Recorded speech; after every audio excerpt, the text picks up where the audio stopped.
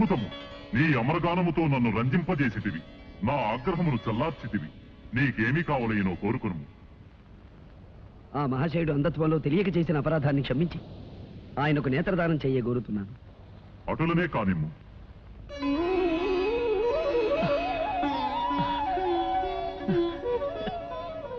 ధన్యోస్మి అశ్వరాజా. నమో నమః. గాన కళాశేఖర, నీ కోరిక నిస్వార్థమైనది. అందుకు సంతోషించి నీకును ఒక వరము ప్రసాదించుచున్నాను. మార్గము సుగమము కాక ఎచ్చటున్నదో తెలియని స్థలమునకు ఎప్పుడైనా నీవు పోవలెనన్నా నన్ను ధ్యానించుము. నీవు కోరుకున్న స్థలమునకు తీసుకుపోగలను. మహాప్రసాదం.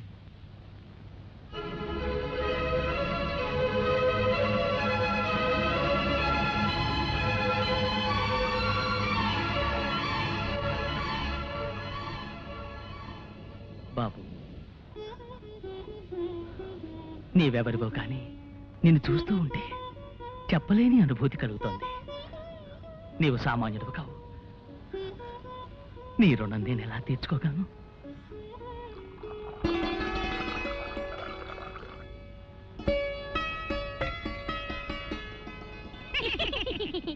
అమ్మయ్యా, ఇప్పటికి మీ ఆకలి తీరింది, మా రుణము తీరింది. అవునవును సాహసి, నువ్వు మాకు చేసిన ఉపకారానికి నీకేదైనా సహాయం చెయ్యాలి. నాకు కావలసింది ఒకటే. నా ప్రేయసిని ఆ మాంత్రికుడి క్షుద్రశక్తి నుంచి రక్షించుకోవాలి. ఓస్ అదా. చూడు సాహసి, ఈ ఎడారి దాటి తూర్పు దిక్కుగా వెళ్ళగా వెళ్ళగా యక్షిణీ లోకం అని ఒక లోకం వస్తుంది. ఆ లోకంలో మహాశక్తి గల శతరత్నమణిహారం ఒకటుంది. నువ్వా హారం సంపాదించి రాకుమారి మెళ్ళో వేశావు. ఆ మాంత్రికుని శక్తులు దాని ముందు పని చెయ్యవు. ఇక జయమే జయము నీకు. సెలవే సెలవు మాకు. ట్రింగ్ ట్రింగ్.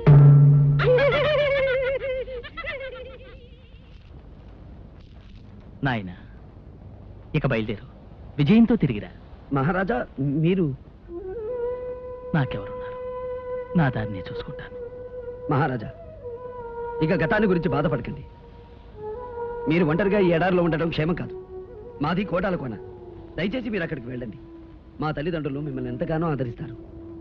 బాబు, నిన్ను కన్న తల్లిదండ్రులు పుణ్యాత్మలు.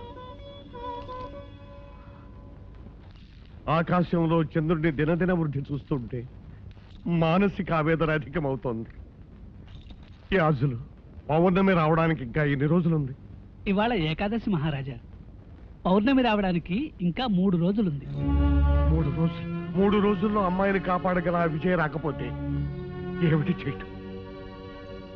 అయితే ఇప్పుడు ఏం చేయాలి? నా కుమార్తెను 3 రోజుల్లో రక్షించుకోవడం ఎలా? ఎవరు కాపాడుతారు? మంత్రి గారు, ప్రకటించండి. దేశ దేశాల్లోనూ దండోరా వేయించండి. రాకుమార్ని పౌర్ణమి నాడు క్షుద్రశక్తి బారి నుండి ఎవరైనా రక్షించగలిగితే వారికి అర్ధరాజ్యం ఇస్తారని చాటింపు వేయించండి. అంతేకాదు, అలా రక్షించిన వారికి నా కుమార్తెనిచ్చి వివాహం కూడా జరిపిస్తారని ప్రకటించండి. మహారాజా, నా మాటకు తిరుగులేదు. ఈ రాజ్యం అంతా పోయినా సరే నాకేం భయం లేదు. నాకు కావాల్సిందల్లా నా కుమార్తె ప్రాణం. మంత్రి గారు, వ్యవధి లేదు. తక్షణ మనుషులు పంపించండి.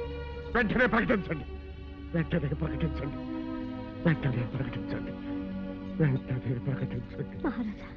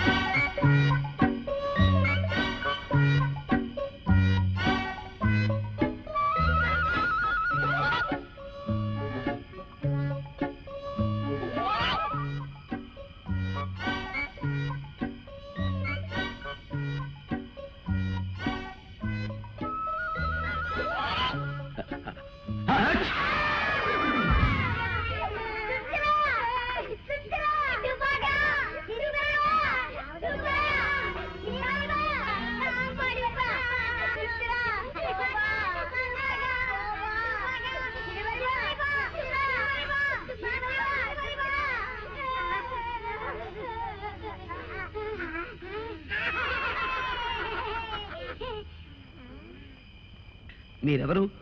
శాపగ్రస్తులా లేక ప్రాణం వచ్చిన బొమ్మలా? ఓ తెలుగు మనిషివా? మా భాష గుళికే. అంటే మీరు మా భాషనే వెనక నుంచి ముందుకు మాట్లాడతారు, తెలుగు అని పేరు పెట్టుకున్నారు. తగ్గితే కురికిని. అబ్బా ఆ మాటలే తిప్పి పలకరా, వాళ్ళ భాష అయిపోతుంది. నాకు అర్థమైందిలేండి, రక్షించావు నీకు కృతజ్ఞతలు అని. ఇంతకీ మీరెవరు? మేమా? నేను జాడు బాయ్, బెత్తడి బాయ్, పిడికిడి బాయ్, వేలడు బాయ్. ఇంతకీ నువ్వు ఎందుకు వచ్చావు ఇక్కడికి? నేను అత్యవసర వ్యవహారం మీద బయలుదేరాను. ఎటు వెళ్లాలో తెలియక అవస్థపడుతున్నాను. తినమరి బా, తినిమిది కాదురా, భారీ మనిషి. భారీ మనిషి, నీ అవసరం ఉంటో చెప్పు, మమ్మల్ని రక్షించావు కనుక మా చేతనే సహాయం చేస్తాం. ఓహో అలాగా. అయితే యక్షిణి లోకమని ఓ లోకం ఉందిట. ఆ లోకంలో శతరత్న మణిహారం ఉందట. ఆ లోకానికి వెళ్ళడానికి దారి తెలిస్తే చెప్పండి. చాలుతే నింపచే. చెప్తాం. సిరిమరి బా, ఆ యక్షి లోకం ఎక్కడుందో మాకు తెలుసు. నిన్నక్కడ తీసుకెళ్తాం. ఆ హారం ఎక్కడుందో నీకు చూపిస్తాం. కానీ దాన్ని దక్కించుకునే భారం మాత్రం నీది. అది నేను చూసుకుంటాను. పదండి.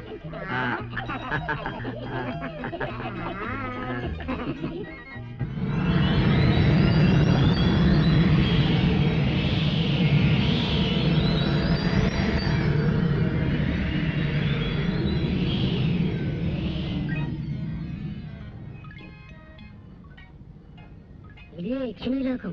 వాచాచు క్షణమరిపా, అటు చూడు, ఆ ద్వారం కనిపిస్తుందా? అందులోనే ఉంది మణిహారం. ఆ గదికి తాళం వేసినట్టుంది. ఆ తాళంచెవి ఎక్కడుందో మేము వెతుకుతాం, కానీ నువ్వు మాత్రం ఆ యక్షిని మమ్మల్ని గమనించకుండా చూడు. అవునవును,